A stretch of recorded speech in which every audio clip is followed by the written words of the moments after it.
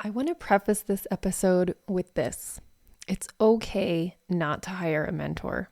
It's okay to work through things on your own. This episode is not to convince you to hire a coach or mentor. Yes, they can be life and business changing, but there's also a lot of really bad coaches out there, basically just taking people's money and not delivering results. But you can't mistake that for you not taking responsibility to doing the work.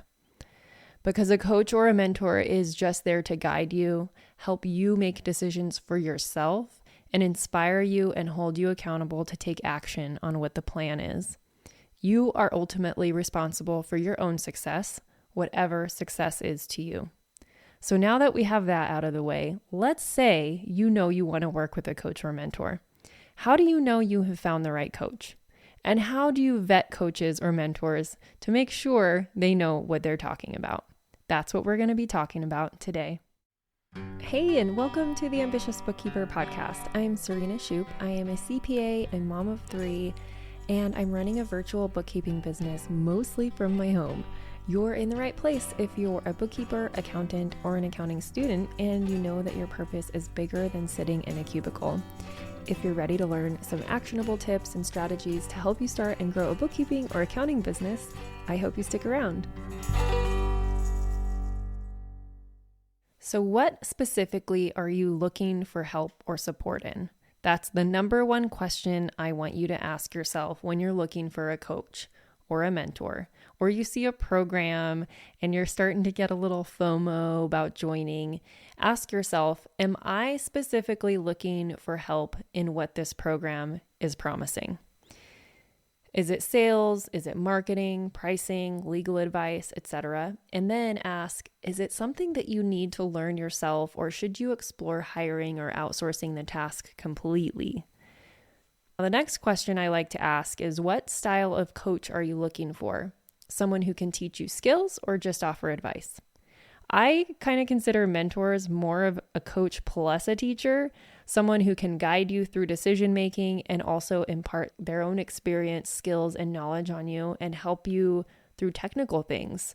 I consider a coach someone more who focuses on helping guide you in your own decision making, but everyone has their own definition. That is just my definition. I honestly went to dictionary.com to try to do the whole, this definition is blah, blah, blah, and the definition of a coach is blah, blah, blah, and they're basically the same thing.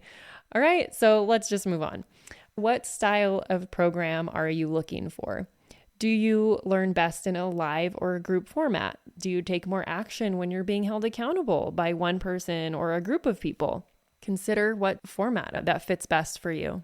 Let's offer a couple scenarios as some examples. So in scenario 1, you've been in business for a while, you're at max capacity, and you don't have time to show up to weekly or even bi-weekly calls with a coach or in a program, but you know you need to hire to get out of that never-ending hamster wheel. You have maybe a 5 to 10K budget. You know on the other side of getting out of the weeds, you'd be able to focus on bringing on more clients. And in this case, you might actually benefit from focusing on hiring an employee or a contractor to take things off your plate instead of adding more to your plate to perpetuate the impending burnout city that you're in. On the other hand, if you don't know the first thing about recruiting, hiring, or onboarding and retaining good people, you'll have a really hard time with this and quickly become discouraged. So in that case, you may actually need to work with a coach, a mentor, or even a consultant that can help you through that. And you're probably going to have to sacrifice a little more and attend some meetings for that. And though in scenario 2, you're just starting out, you have ample time to dedicate to building your business, and you know you can build it faster with guidance. So it's just a matter of finding the right coach that you jive with and the structure of program that you want to be in. Do you want a one-on-one or a group format? Are you also looking for community? Do you want to do a self-paced course and implement it at your own speed? And when you begin intentionally and pace your growth this way, you can prevent yourself from ever ending up or getting too far into scenario 1. If you don't fall into either of these scenarios and you're thinking, Maybe I want a coach or a mentor. Write out the specific things you are looking for support in, like I mentioned, and the style of program that you're looking for. And then let's move on to how to actually vet these options. It's really easy to get swept up in these marketing tactics that are happening online. There's short enrollment periods, and yes, I use them too, but not as a tactic. It's more that logistically, it's really draining to have a long open enrollment. And when you run a cohort style program like I do, you have to have a start date when you want everyone to start together. But anyhow, these short enrollment periods can make you feel like you have to make a quick decision. There's maybe not transparency about pricing and all sorts of fear of missing out inducing things. It's not all bad, but sometimes it can cause you to not listen to your own judgment and join a program that you later regret. As a side note, you can always check the refund policy. If they don't have one, then I would definitely consider reaching out to them and asking about the refund policy and figuring that all out. We've actually implemented a 7-day refund policy on especially our big programs, but I'm pretty sure every one of our programs now has a refund policy in case our students decide it wasn't the right time for them, just in case there's someone who gets swept up in FOMO and realizes later on they couldn't really afford it. I don't honestly want that on my conscience, but we also have to draw the line at a certain point so people don't take advantage, come in, go through the entire course, and then ask for a refund. So there's still boundaries around that. Then go look at testimonials. Ask around in groups from people that have taken the program. Try to find out what they liked and what they didn't like about the course, the program, or the coach or instructor, and tell them what you're looking for and if they think it would be a good fit. You can also try to find out if they have successfully built what you're trying to build, whether it's an accounting business or it's more along the lines of social media or something with marketing. If the coach or mentor has a podcast, listen to it. Do you like the way they talk? Their teaching style, their communication style? If you can't stand them on a podcast or a YouTube channel, you likely will have a really hard time learning from them in a coaching format. So tune into that. Also, on larger ticket programs, you can almost always get on the phone with the person before committing to buy to ask them questions and make sure that you and they are a good fit. If you can't get someone on the phone for a program that's $1,500 or more, I'd honestly look for a different program. We always offer decision support calls for our students for the Accelerator program, and you can always reach out in the DMs to me. I have turned people away from the program that I didn't feel was a good fit for them, or if they expressed they needed something I couldn't offer. In one case, someone was well beyond who my program is designed for. They had been in business for multiple years, had a huge client roster, and they were looking for the magic bullet course to solve all their problems. And what she shared with me was that she'd been through almost all the programs out there and still wasn't seeing results. So I recommended she work one-on-one with someone. She needed major accountability and one-on-one support and guidance on breaking through some specific things that I don't think that she would have found in a group program if she had not already found that.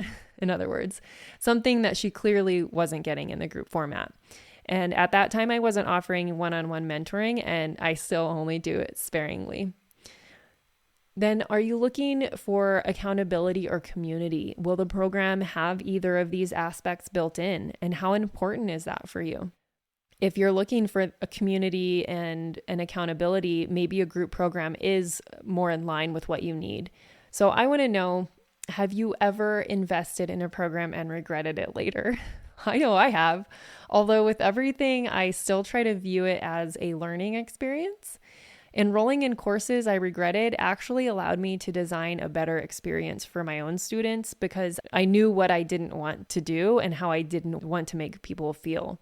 So let's recap. And if you haven't taken notes or jotted down your own ideas yet, now's a good time to grab a pen and paper and write these questions down, whether you're currently looking for a coach program or a mentor or expect to look for one in the future. Number 1, what are you specifically looking for support in? Number 2, do you need to learn it yourself or should you outsource and free up more of your time? Number 3, what style of coach are you looking for? More of a mentor, Someone who's going to look at your work and help you with tactical things, or someone who is going to more so offer advice and guidance on bigger decisions? Number 4, what style of program are you looking for? How do you learn best? Is it a group format? Is it a one-on-one? Is it a blend of the two? Number 5, are there actually testimonials or other students who have experienced working with this coach or mentor or taking the program? And have they built what you're trying to build? Number 6, are you looking for accountability or community? I hope this episode was helpful once again, especially if you're considering working with a mentor or a coach. And we'll talk again next week, my friend. Thank you to everyone who helps make this podcast possible. Content and interviews are produced by me, Serena Shoup. Our intro and outro music is written and performed by my brother, Ian Gilliam. Editing is also by Ian using his awesome sound engineering skills along with Descript software.